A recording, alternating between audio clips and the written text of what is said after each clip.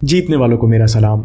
आज से करीबन 120 साल पहले सन 1900 जनवरी 8 को स्वामी विवेकानंद ने लॉस एंजलिस में अद्भुत विस्मयकारी लेक्चर दिया, जिसका नाम दिया गया द पावर्स ऑफ माइंड। आप इसे कंप्लीट वर्क्स ऑफ स्वामी विवेकानंदा के दूसरे वॉल्यूम में पढ़ सकते हैं। लिंक आपको डिस्क्रिप्शन में मिल जाएंगी।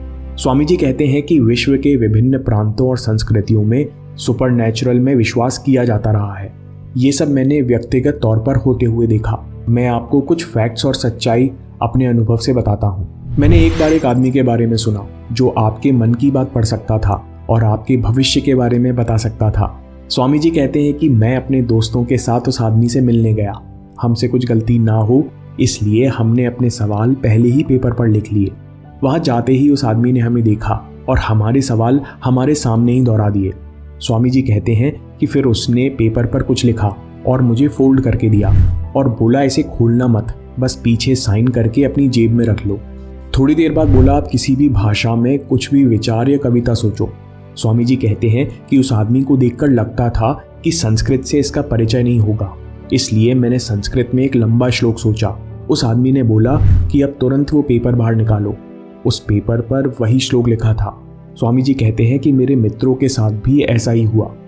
कुछ दिनों बाद हम उसके पास दोबारा गए, ये सोचकर कि पहली बार शायद इस कथित व्यक्ति ने हमको किसी प्रकार चकमा दे दिया था, लेकिन फिर वो आदमी सही साबित हुआ। स्वामी जी कहते हैं कि ऐसा एक वाक्य नहीं है। एक बार मैं हैदराबाद में था। वहाँ एक सज्जन सम्मानित व्यापारी थे जो हवा में से कई प्रकार की चीजें प्रकट कर सकते थे। स्वामी जी कहते हैं कि एक बार ऐसा संयोग बना कि उन्हें मुझसे कुछ काम था। वो मुझसे मिलने आए। मैंने कहा, लेकिन आपको अपनी ट्रिक्स दिखानी होंगी। एक कमरे में हम करीबन 25 लोग बैठे थे और वो सज्जन बहुत ही कम कपड़ों में यानी लंगोटी में सामने आकर बैठ गए। हमने उन्हें विचित्र विदेशी फलों के नाम लिखकर दिए जो उस समय और जगह मिलना असंभव थे। उन्होंने ठीक हमारी आंखों के सामने फलों के ढेर लगा दिए। हम लोगों को लगा कि ये हिप्नोटिज्म है, तो उन सज्जन ने हमें फल खाने को बोला और हम सब ने फल खाए। ऐसी ही कई चीज़ों को उन्होंने हमारे सामने प्रकट किया। स्वामी जी कहते हैं कि जब मैंने उससे पूछा ये सब कैसे, तो उन्होंने कहा कि ये सब हाथ की सफाई है। स्वामी जी कहते हैं, लेकिन मैं जानता था ये मन और कंसंट्रेशन की ताकत है। It is all power of the mind. Swami ji कहते हैं कि जैसे जैसे सिविलाइजेशन बढ़ती हैं, पॉपुलेशन डेंसिटी बढ़ती हैं, फिजिकल और मटेरियल साइंसेज यानी भौतिक विज्ञान बढ़ता है, वैसे वैसे साइकिक पावर्स और साइंसेस खत्म होने लगती हैं। भारत में इन सब तथ्यों को पढ़ा गया और एक्सपेरिमेंट किए और पाया कि ये सब अद्भुत और आश्चर्यजनक तो हैं, लेकिन ये नेचुरल हैं। जैसे शरीर और फिजिकल ऑब्जेक्ट्स ग्रेविटी, फ्रिक्शन आदि लॉस के अंदर काम करते हैं, वैसे ही ये सब भी कुछ लॉस के अंदर काम करते हैं। ये सारी शक्तियाँ पढ़ी, सीखी और अभ्यास की जा सकती हैं। बाद में इस विद्या को राजयोग कहा गया। समझने वाली बात यह है कि इन सब विद्याओं के अंत में पाया गया कि सारी एक्स्ट्रॉर्डिनरी पावर्स, अभूतपूर्व क्षमताएं इंसान के मन में बसती हैं। असल में मन एक अलग इंडिविजुअल या अकेला नहीं है। सारे मन एक दूसरे से जुड़े हैं। आपका माइंड, मेरा माइंड एक बड़े यूनिवर्सल माइंड से कनेक्टेड है। एक मन जो ब्रह्मांड के किसी भी कोने में स्थित है, वो हमेशा यूनिवर्सल माइंड से जुड़ा हुआ है।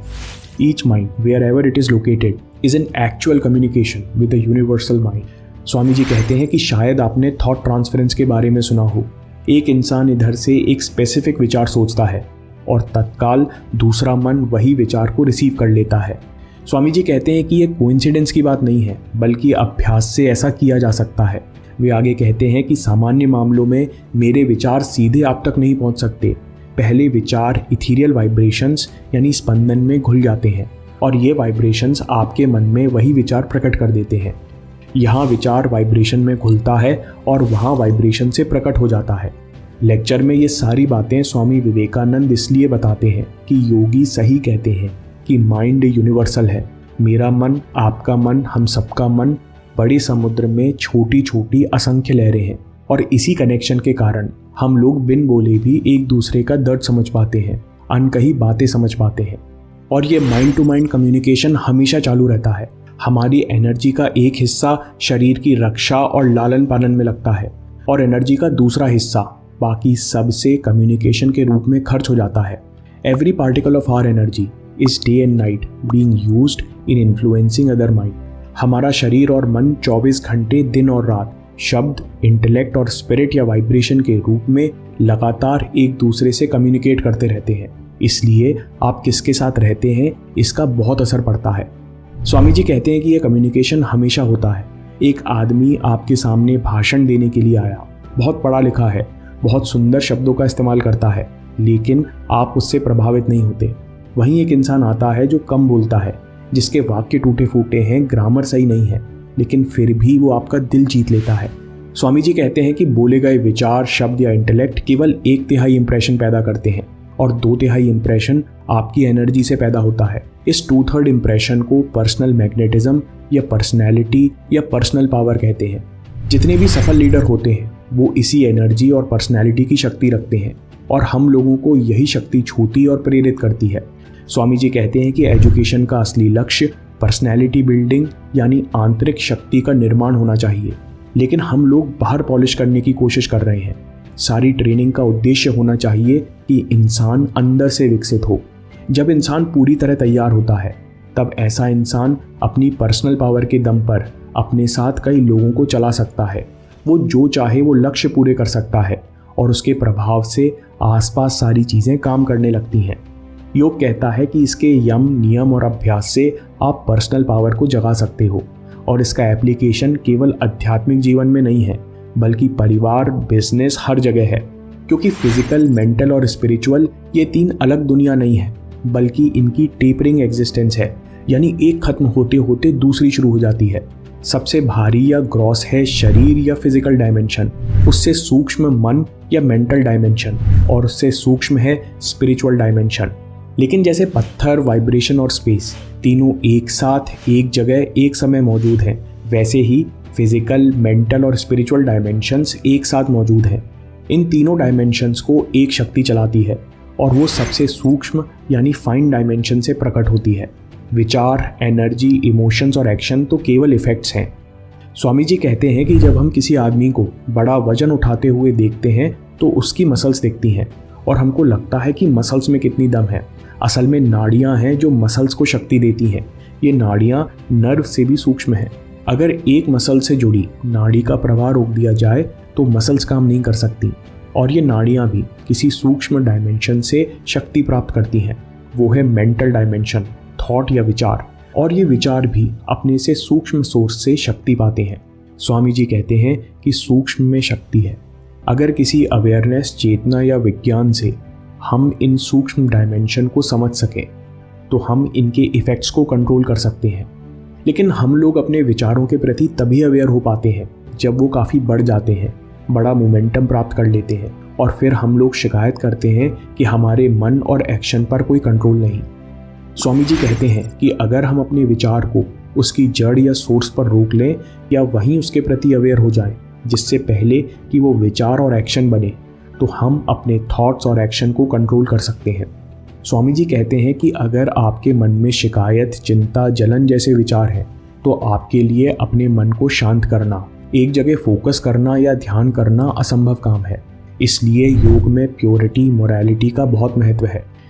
इस लेक्चर के अंत में स्वामी विवेकानंद कहते हैं कि अपने मन के बारे में जानना यानी अध्यात्म आसान काम नहीं है, क्योंकि जैसे ही मन पर ध्यान केंद्रित करें ये खिसक कर निकल जाता है। फिर भी ऐसा किया जा सकता है और इसके अनंत फायदे हैं। स्वामी जी लेक्चर में आई जनता से कहते हैं, अगर आप में से कोई इसे सच में सीखना चाहता है तो मैं मदद करने को तैयार हूँ। दोस्तों, इस वीडियो को अगर कम से कम शब्दों में समराइज करें तो स्वामी जी लेक्चर में सबसे पहले सुपरनैचुरल की बात करते हैं, लेकिन वो आखिर में बताते हैं कि सुपर भी नेचुरल है, क्योंकि ये भी कुछ नियमों के हिसाब से चलता है। It is all power of the mind. Rajyoga जैसे विज्ञान भी यही निष्कर्ष निकालते हैं कि सारी एक्स्ट्रॉर्डनरी पावर्स, अभूतपूर्व क्षमताएं मनुष्य की आत्मा और मन में बसती हैं। मन एक अलग, इंडिविजुअल या अकेला नहीं है। सारे मन एक दूसरे से जुड़े हैं, जिसको योगी कहते हैं यूनिवर्सल माइंड। ये कम्युनिकेशन हमेशा चालू रहता है। असल में हमारा मन और शरीर 24 घंटे दिन और रात शब्द, विचार, इंटेलेक्ट, स्पिरिट और वाइब्रेशन के रूप में लगातार एक दूसरे से कम्युनिकेट करते रहते हैं। बोले गए शब्द, विचार या इंटेलेक्ट केवल 1/3 इंप्रेशन पैदा करते हैं और 2/3 इंप्रेशन आपकी एनर्जी से पैदा होते हैं। इस 2/3 इंप्रेशन को पर्सनल मैग्नेटिज्म या पर्सनल पावर या पर्सनैलिटी कहते हैं। जिस इंसान के अंदर पर्सनल पावर विकसित हो जाती है वो अपने साथ कई लोगों को चला सकता है, वो जो चाहे वो लक्ष्य पूरे कर सकता है।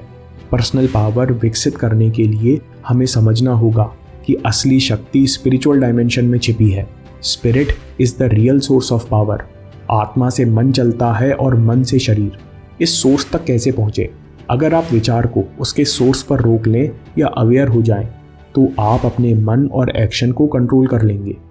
ये आसान काम नहीं है, लेकिन इसको सीखने के अनंत फायदे हैं। दोस्तों, अगर आपको ये वीडियो पसंद आया तो लॉ ऑफ अट्रैक्शन पर प्रैक्टिकल वीडियो ज़रूर देखिए। आपको अपने विचारों को कॉन्शियसली दिशा देने का एक अच्छा तरीका मिलेगा। मैं काम के किस्से लाता रहूँगा। हिम्मत, हरकत, होशियारी, हम जीतेंगे।